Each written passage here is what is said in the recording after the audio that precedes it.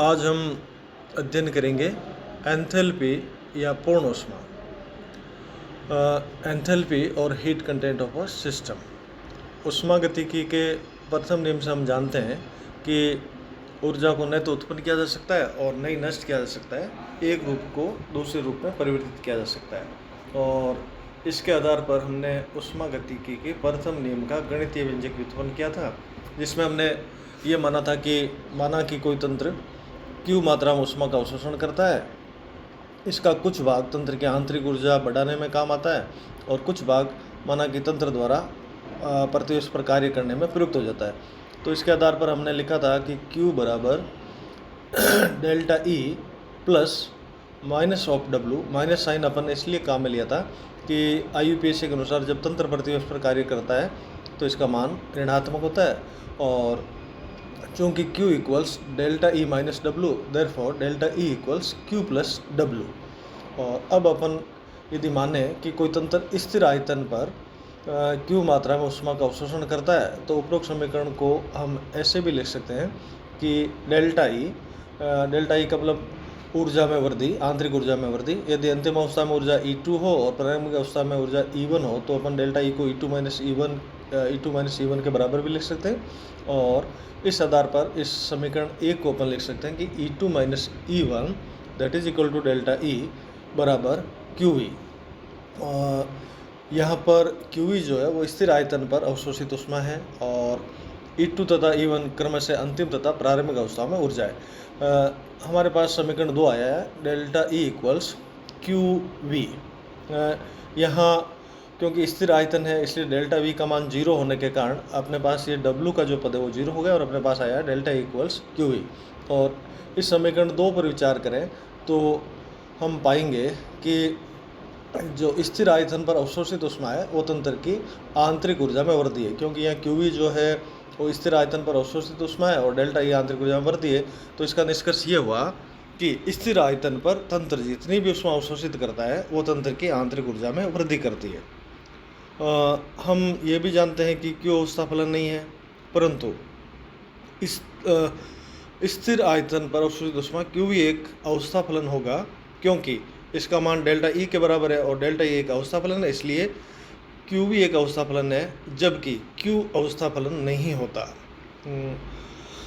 अब यदि हम ये मान लें कि तंत्र जो है वो स्थिर दाब पर ऊष्मा अवशोषित करता है, तो जो समीकरण 1 था उसमें अपन अवशोषित ऊष्मा Q को QP डिनोट करते हैं, यानी ये स्थिर दाब पर अवशोषित ऊष्मा है। तो समीकरण 1 जो है वो आ जाएगा delta E equals QP plus W, और W तंत्र द्वारा किया गया कार्य है, उसके लिए हम जानते हैं कि W equals minus P delta V।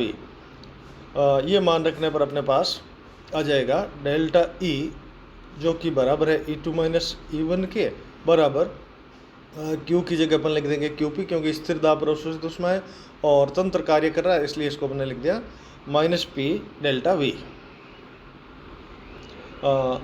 यहाँ QV जो है वो स्थिर दाब पर अवशोषित ऊष्मा है। और अब यदि मान लिया जाए कि तंत्र की प्रारंभिक अवस्था में जो आयतन V1 है और अंतिम अवस्था में V2 है, तो अपन डेल्टा V की जगह लिख सकते हैं V2 माइनस V1, और ये समीकरण इस रूप में आ जाएगा E2 माइनस E1 बराबर QP minus P V2 minus V1। और इसको अपन आगे हल करें तो अपन लिख सकते हैं, यानी पक्षांतर करने पर अपने पास आ जाएगा QP equals E2 minus E1 plus P V2 minus V1। ये अपन लिख सकते हैं कि QP बराबर होगा E2 plus PV2 minus E1 plus PV1। उपरोक्त समीकरण से ये स्पष्ट है कि QP जो है वो दो पदों का अंतर है। पहला पद अपन ने लिखा E2 प्लस PV2 और दूसरा पद अपन ने लिखा E1 प्लस PV1। और ये पद जो है वो ये दोनों पद क्रमशः अंतिम व प्रारंभिक अवस्थाओं में एक नई ऊष्मागतिक राशि, न्यू थर्मोडायनामिक क्वांटिटी, उसको प्रदर्शित करते हैं, जिसे अपन पूर्ण ऊर्जा या एंथैल्पी कहते हैं, और जिसका प्रतीक H माना गया है। यानी E प्लस PV को अपन H लिख सकते हैं और इस H को ही हम पूर्ण ऊर्जा या एंथैल्पी कहते हैं। ये समीकरण 5 से अपन ने दर्शाया है। और ये एंथैल्पी या पूर्ण ऊर्जा क्या होती है इसके लिए देखें तो देखो H equals E plus PV है, तो H एंथैल्पी है, तो हम कह सकते हैं कि किसी तंत्र की एंथैल्पी उसमें निहित कुल ऊर्जा होती है जो कि उस तंत्र की आंतरिक ऊर्जा E तथा दाब आयतन का मतलब PV का जो गुणनफल है उस ऊर्जा के योग के बराबर होती है। यानी तंत्र की एंथैल्पी उसमें निहित कुल ऊर्जा होती है जो कि आंतरिक ऊर्जा तथा दाब आयतन ऊर्जा के योग के बराबर होती है। इस आधार पर अपन लिख सकते हैं कि QP जो कि बराबर होगा E प्लस PV2 को अपन लिख दें H2 और E1 प्लस PV1 को अपन लिख दें H1, तो हमारे पास आ जाएगा QP बराबर H2 माइनस H1 और वो बराबर है E2 minus E1 plus PV2 minus V1।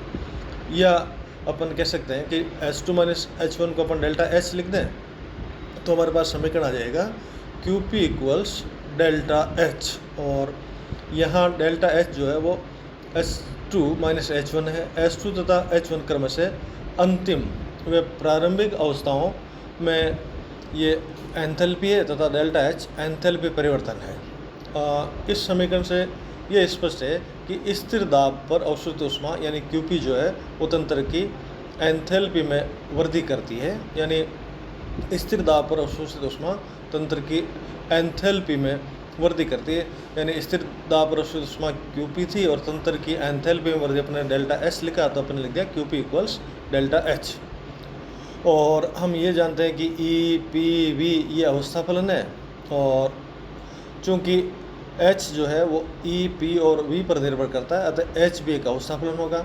और चूँकि H अवस्था फलन है अतः डेल्टा H भी अवस्था फलन है, और डेल्टा H अवस्था फलन होने के कारण QP भी अवस्था फलन होगा, क्योंकि उसका मान डेल्टा H के बराबर है। यानी Q तो अवस्था फलन नहीं है, लेकिन QP एक अवस्था फलन होगा। और समीकरण 6 से QP का मान यदि समीकरण 3 में रखें तो अपने पास आ जाएगा डेल्टा E बराबर, यानी QP की जगह अपने डेल्टा H लिख दिया, तो अपने पास आ गया delta E equals delta H minus P delta V। या पक्षांतर करें तो अपने पास हल आ जाएगा delta H equals delta E plus P delta V। ये अपने समीकरण 7 से डिनोट किया इसको। और यहाँ डेल्टा H जो है वो एंथैल्पी में परिवर्तन है, डेल्टा E आंतरिक ऊर्जा में परिवर्तन या आंतरिक ऊर्जा में वृद्धि है। तो हम कह सकते हैं कि किसी तंत्र की एंथैल्पी में परिवर्तन यानी डेल्टा H जो है वो उसकी आंतरिक ऊर्जा में वृद्धि डेल्टा E तथा तंत्र द्वारा किए गए कार्य के योग के बराबर होता है। यानी किसी तंत्र की एंथैल्पी में परिवर्तन उसकी आंतरिक ऊर्जा में वृद्धि तथा तंत्र द्वारा किए गए कार्य के योग के बराबर होता है। और E के समान, जिस तरह से हमने पढ़ा था E के लक्षणों में कि E का वास्तविक मान ज्ञात नहीं किया जा सकता, तो E के समान ही H का भी वास्तविक मान ज्ञात नहीं किया जा सकता, किंतु डेल्टा H का मान सरलता से ज्ञात किया जा सकता है। और ऊष्मागतिकी में हमें H के वास्तविक मान की ज़्यादा आवश्यकता नहीं होती, हमें डेल्टा H का ही उपयोग करना पड़ता है और डेल्टा H का मान हम सरलता से ज्ञात कर सकते हैं। ये था सब कुछ एंथैल्पी या पूर्ण ऊर्जा के बारे में।